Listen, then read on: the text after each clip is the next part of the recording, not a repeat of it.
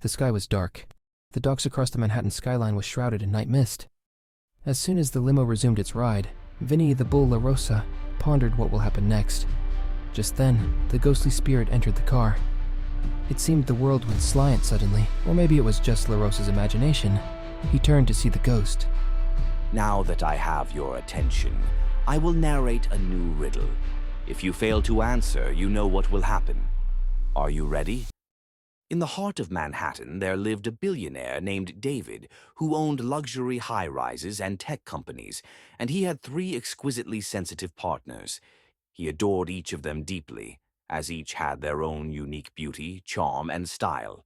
One day, while he was with the first partner, they were playfully rearranging some art pieces in his penthouse. As he reached over to adjust her hair, her delicate silk scarf slipped from her shoulder and brushed her arm.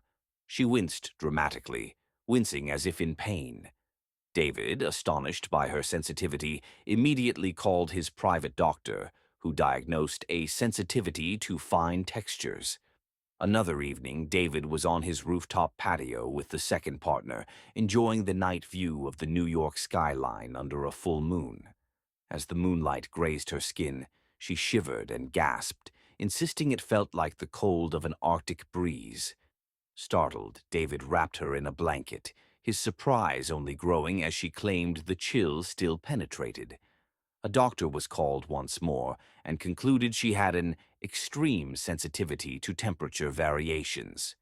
Finally, one afternoon, David was in his lounge with his third partner, who was reading quietly on the couch when, suddenly, she froze and faintly gasped.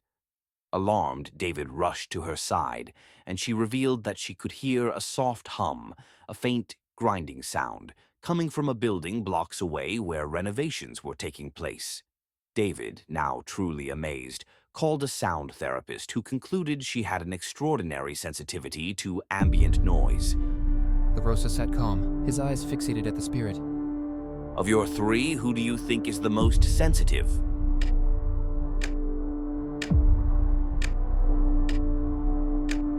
After much thought, David replied, the third, as she wasn't even physically affected. Only the distant hum was enough to make her uncomfortable. As soon as La Rosa replied, the spirit slipped out of the window with a howl.